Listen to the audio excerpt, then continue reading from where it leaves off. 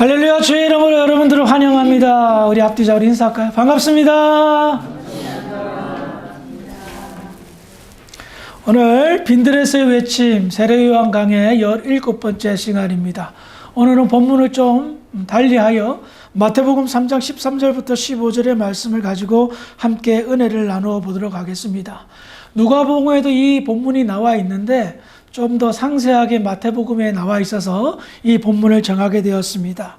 요한은 자신을 그리스도라 생각하는 사람들에게 단호하고 분명하게 확실하게 선을 그었습니다. 나는 그리스도가 아니다 해서 그는 자기는 물로 세례를 베풀지만 내 뒤에 오실 그리스도는 성령과 불로 세례를 베푼다 하여 그는 그리스도는 구원의 하나님이요 심판의 하나님임을 분명히 천명하게 됩니다.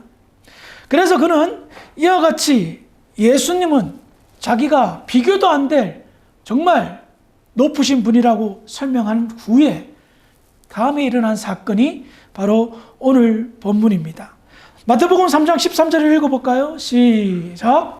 이때 예수께서 갈릴리로부터 요단강에 이르러 요한에게 세례를 받으려 하시니 세례 요한이 성령과 불로서 세례를 베푸시는 분은 그분이 진짜 그리스도다라고 가르친 후에 드디어 요한 앞에 그리고 무리들 앞에 예수님이 등장했습니다. 그런데 여기에는 생략되어 있지만 요한복음에는 다음과 같이 요한이 증거하는데요. 요한복음 1장 29절입니다. 시작. 이튿날 요한이 예수께서 자기에게 나오심을 보고 이르되 보라 세상 죄를 지고 가는 하나님의 어린 양이로다. 요한은 예수님을 보고 뭐라 얘기했습니까? 세상 죄를 지고 가는 하나님의 어린 양이다. 세례 요한은 성령이 충만했습니다. 그리고 자기가 길을 닦아 놓는 이 사역을 하는 이유는 메시아가 이 땅에 오게 하기 위함인데 이 메시아가 이 땅에 오는 이유가 뭐라고 말합니까? 왜 그리스도가 이 땅에 오십니까? 세상 죄를 지기 위해 세상의 죄 때문이라고 그는 알고 있었던 겁니다. 세례 요한이나 당시 사람들이나 똑같이 메시아를 기다렸습니다. 그리스도를 기다렸습니다. 그런데 이들의 기다림에는 엄청난 차이점이 있었습니다. 세상 사람들은 어떻게 기다렸습니까? 당시 로마의 식민지에서 벗어나고 다윗과 같은 위대한 왕으로 오셔서 이 나라를 회복시키는 것, 풍요롭고 강한 나라로 회복시키는데 그리스도가 오는 것에 초점을 맞췄다면 세례 요한은 어땠습니까? 정확하게 알고 있었습니다. 세상의 죄의 문제를 해결하기 위해서, 나와 여러분들의 죄의 문제를 해결하기 위해서 이 땅의 메시아 그리스도가 오심을 알았던 겁니다. 그래서 그는 예수님을 제대로 소개합니다. 보라! 외칩니다. 세상의 죄를 지고 갈 하나님의 어린 양이다. 그렇습니다. 예수님은 세상의 죄를 지기 위해 저와 여러분들의 죄를 대신 지기 위해 이 땅에 오신 겁니다. 그런데요, 요한은 다음과 같은 이야기를 합니다. 요한복음 1장 31절입니다. 시작. 나도 그를 알지 못하였으나 내가 와서 물로 세례를 베푸는 것은 그를 이스라엘에 나타내야 함이라. 우리는 여기에서 세례 요한의 물세례가 왜 베풀어졌는지에 대한 이야기를 알 수가 있습니다. 첫 번째는 사람들에게 하나님의 메시지를 증거함으로 그들이 죄를 자복하고 회개하는 회개의 물세례를 베푸는 것이었습니다. 그런데 또 다른 이유가 있었습니다. 무엇입니까? 예수님을 이 땅에 등장하게 하기 위한 수단으로 물세례를 베푼 겁니다. 즉 예수님을 공식적으로, 예수님의 생애가 공생애라는 이야기 들어보셨죠? 공식적인 예수님의 그리스도의 생애를 이끌기 위해 물세례를 베풀었다는 겁니다.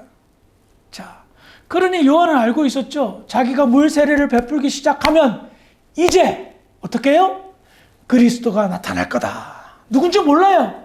그러나 물 세례를 베풀기 시작하면 예수가 이 세례의 장소로 나올 거라는 것을, 그리스도가 이 세례의 장소로 나올 것이라는 것을 알고 있었던 겁니다. 그런데 마태복음 3장 14절입니다. 시작. 요한이 말하기를 내가 당신에게서 세례를 받아야 할 터인데 당신이 내게로 오시나이까. 요한은 자기가 세례를 베풀어야 된다는 사실을 알고 있었습니다. 그런데 정작 예수님이 세례 주세요라고 하니까 말려. 이 말은 적극적으로 거부했다는 겁니다. 난 도저히 할 수 없습니다. 왜 그랬을까요? 세례란, 물세례는 죄에 대한 고백과 반응입니다. 그런데 예수님은 완전한 의인을 넘어선 하나님의 아들입니다. 죄 자체가 없는 무결한 상태입니다. 그래서 남자의 몸을 사용하지 않고 여자의 몸을 빌려서 성령으로 잉태한 거예요. 생물학적으로는, 과학적으로는 설명할 수 없는 성령으로 인간에 잉태되어 이 땅에 오신 거예요. 완전한 의인, 죄가 없는 상태를 설명하기 위함입니다. 그것을 요한은 알았던 겁니다. 요한은 거룩한 양심이 있었습니다. 자기 주제에. 그렇죠? 나도 죄인인데 어떻게 죄를 고백하는 이 물세례를 가장 완전하신 하나님의 아들에게 베풀 수 있느냐? 나는 도저히 감당할 수 없다. 적극적으로 못한다는 거예요. 이게 좀 말은 안 맞지만 요한이 얼마나 겸손한 사람인지, 그리고 누구보다도 자기 자신을 잘 알고 있었던 사람이라는 것을 깨달을 수가 있습니다. 자, 이와 같은 적극적인 만류, 주변에 있는 사람들은 되게 의아했을 것입니다. 다 세례 받으러 오는데 이분한테는 세례 못 주겠다고, 내가 당신한테 세례 받아야 되는데 나는 못합니다라고 한 쩔쩔매니까 굉장히 이상한 모습이 묘사가 되었을 겁니다. 그런데 예수님은 딱 이 한마디로 일을 진행시킵니다. 마태복음 3장 15절 시작. 예수께서 대답하여 이르시되 이제 각하라. 우리가 이와 같이 하여 모든 의를 이루는 것이 합당하느냐 하시니 이에 요한이 허락하는지라. 예수님은 완강하게 거부하는 요한을 설득하셨습니다. 어떤 말 한마디였습니까? 우리가 이와 같이 하여 모든 의를 이루는 것이 합당하니라. 이 말에 요한은 고집을 꺾고 예수님에게 세례를 베풉니다. 모든 의를 이룬다라는 말은 무엇일까요? 도대체 이 말이 어떤 의미를 가지고 있기에 요한이 손들고 예 알겠습니다 하고 순종했을까요? 깊이 가면 시간이 모자라니까 간단하게 설명하겠습니다. 모든 의, 이것은 하나님의 의를 말합니다. 그리고 하나님의 의는 구체적으로 하나님의 뜻을 말합니다. 하나님의 뜻, 완전한 것입니다. 무엇보다도 선하고 거룩한 것입니다. 여러분들이 신앙생활하면서 가장 중요하게 여겨야 될 게 뭐냐? 하나님의 뜻을 묻는 겁니다. 내 생각과 내 판단과 내 계획이 있지만 먼저 선행돼야 될 것은 믿음의 사람이라면 하나님의 뜻을 묻는 것입니다. 그 뜻을 즉각적으로 응답받을 수도 있지만 아주 오랜 세월 걸쳐서 응답받을 수도 있습니다. 그런데 세상 사람과 믿는 사람의 가장 큰 차이는 내가 지금 하나님의 의를 묻고 있는가? 하나님의 뜻을 물으면서 내가 살아가고 있는가에 구별이 된다는 겁니다. 요한은 예수님의 이 한 말씀에 자기의 뜻을 굽혔습니다. 예수님에게 세례를 베푼다는 것은 자기 생각에는 말도 안 되고 너무나도 황공한 일인데 예수님에게 세례를 베푸는 것은 하나님의 뜻을 이루는 것이고 하나님의 의를 이루는 것이었기 때문에 자기의 생각과 판단을 다 내려놓고 순종합니다. 우리는 여기에서 예수님과 세례 요한의 삶의 태도 혹은 자세를 볼 수가 있습니다. 여러분, 예수님 입장에서 한번 생각해 보시기 바랍니다. 예수님이 세례를 받는다, 어떤 의미입니까? 세례를 받는다는 의미는 세상의 죄를 짊어지기 위함입니다. 다시 말하면 저와 여러분들이 세례를 받는다면 죄 용서를 받아서 구원을 받지만, 예수님이 세례를 받는다는 의미는 나 죽는다 라는 의미입니다. 저와 여러분들을 대신하여 죽을게 라는 신앙의 고백이란 말입니다. 그런데 예수님이, 우리는 살기 위해 세례받지만 예수님은 죽기 위해 세례를 받는 거예요. 왕감에게 거절하는 요한을 설득합니다. 이유가 뭡니까? 모든 의를 이루기 위하여, 하나님의 의, 하나님의 뜻을 받들기 위하여 라는 거예요. 예수님의 죄를 대신 이 지심은 그냥 어느 날 갑자기 일어난 것이 아닙니다. 하나님의 영광을 나타내는 것이었고, 하나님의 의를 구하는 것이었고, 하나님의 뜻을 받드는 것이었습니다. 그 중심을 요한이 완전히 깨달았던 겁니다. 세례 요한의 겸손과는 비교도 안 되는 낮아지심으로 세례를 받으시며 하나님의 의를 이루기 위하여 받겠다 말씀하셨던 겁니다. 그래서 제가 좀 전에 말씀드렸듯이, 그리스도인이라면 생각을 하면서 하는 겁니다. 내가 지금 하나님의 뜻에 순종하며 살려고 내 태도와 자세가 맞춰져 있는가? 우리가 하나님의 의를 이루려면 그리스도를 닮아야 됩니다. 그리스도의 모습을 닮아야 됩니다. 빌립보서 2장 5절부터 8절인데요. 한 절씩 교독해 보겠습니다. 너희 안에 이 마음을 품으라. 곧 그리스도 예수의 마음이니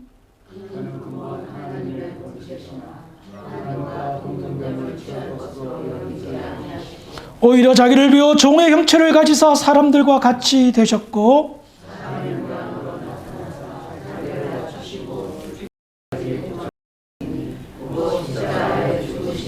아멘. 그렇습니다. 예수님의 마음, 삶, 그 모든 초점은 하나님의 의를 이루는 데 있었습니다. 세례 요한도 하나님의 의를 이루기 위해서, 하나님의 뜻을 이루기 위해서 그 긴 세월 광야에서 빈들의 외침이 되었습니다. 메뚜기와 석점과 약대 털옷을 입으면서 그 청렴한 삶을 살고 마지막까지 끝까지 하나님의 뜻을 위하여 생명을 바치는 삶을 살았습니다. 이렇게 예수님께서 하나님의 의를 이루기 위하여 정말 세상 죄를 짊어지는 어린 양이 되셨는데, 거기에는 첫 번째는 무엇보다도 하나님께 영광 돌리기 위함이었고, 두 번째 중요한 이유가 숨겨져 있습니다. 고린도후서 5장 21절입니다. 시작. 하나님이 죄를 알지도 못하신 이를 우리를 대신하여 죄로 삼으신 것은 우리로 하여금 그 안에서 하나님의 의가 되게 하려 하시냐. 아멘. 저는 이 말씀을 묵상하다가 그냥 고개를 떨궜습니다. 그냥 예수님의 생명, 하나님의 의를 이루기 위함이었는데, 그 의 안에는 저와 여러분들의 의도 포함되었기 때문입니다. 예수님을 믿는 자들이 하나님의 의 자체가 되게 하기 위해 그분은 생명을 아끼지 않았던 거예요. 본래 우리는 불의한 존재였습니다. 불의한 존재는 하나님의 심판밖에 없습니다. 그것을 너무나도 잘 알고 계셨던 예수님은 하나님의 의를 우리에게 전가하기 위해서 그렇게 당신의 생명을 바치기로 결정하셨던 겁니다. 로마서 1장 17절입니다. 시작. 보면 하나님의 의가 나타나서 믿음으로 믿음에 이르하나니 기록된 오직 의인은 믿음으로 말미암아 살리라 하느니라. 아멘. 그래요. 여러분들이 믿었다, 예수를 믿었다, 그때부터 의인이라 불리는 겁니다. 그런데 복음에는 하나님의 의가 나타난 거예요. 즉 예수로 말미암아 하나님의 의가 나타나고, 예수로 말미암아 하나님의 의가 전가되고, 여러분들이 믿음으로 말미암아 하나님의 의로운 자가 됐다, 의인이 되었다라고 성경은 선포하고 있단 말입니다. 이 모든 것이 예수님의 십자가의 희생으로 말미암아 하나님의 뜻에 무조건 순종하는 그 결심과 삶을 통하여 우리에게 혜택이 주어졌던 겁니다. 그러면 한 가지 질문해 보겠습니다. 사랑하는 성도 여러분, 예수님을 믿습니까? 예수님을 믿으신다면 좋습니다. 우리의 삶, 믿음으로 말미암아 의인이 되었는데, 의인의 삶은 어디에서 볼 수가 있을까요? 이것이 우리의 고민입니다. 하나님의 의가 나타나는, 하나님의 의를 이루는 그 삶을 이제 2025년도 마무리가 되어가는 시점에서 과연 우리는 이루고 살았는가? 아니면 정말 생각은 하고 살았는가 하는 고민을 하지 않을 수가 없습니다. 만약 가슴에 손을 얹고 신앙 양심적으로 내가 알고는 있었는데 너무 딴 거 하느라 바빠서 하나님의 의를 생각하지 못하고 살았구나. 하나님의 의는커녕 내 의만 그냥 내세우고 그렇게 살았구나. 나는 가책이 있다면 2025년도 이제 한 달 남았는데, 한 달도 안 남았는데 거기에서 마무리를 하시고 새해에는 정말 하나님의 의를 이루는데 조금이나마 보탬이 되는 그런 삶을 살았으면 좋겠습니다. 말로만 믿는다고 말하면 무엇합니까? 말과 행동이 다르다면 그것만큼 외식하는 것이 없고 예수님이 질책하셨던 종교 지도자들과 별 차이가 나지 않는다는 겁니다. 너무나도 숭고하고 위대한 의를 드러나라고 말하고 싶지는 않습니다. 그런데 조그마한 의라도 하나님의 뜻에 순종하는 그리스도인의 모습이 믿음으로 나타난다면 그 인생은 성공하는 인생이 아닐까 싶습니다. 모든 의를 이루기 위하여 자기의 모든 것을 내려놓은 세례요한과 예수님을 본받아 우리도 하나님의 의를, 하나님의 뜻을 드러내는데 사용하고 쓰임받는 복된 교회와 성도들이 되기를 주의 이름으로 축원합니다. 기도하시겠습니다.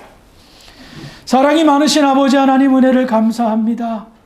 복된 주일 귀한 말씀을 통하여 하나님의 뜻을 이루는 삶이 얼마나 중요하다는 것을 깨닫게 됩니다. 예수님은 우리에게 그 의를 전가하기 위해 생명을 바치셨는데 우리는 어떤 헌신과 충성을 하는지요? 하나님의 의를 드러내는 저희들 될 수 있도록 인도하여 주시옵소서. 감사하며 예수님의 이름으로 기도합니다. 아멘.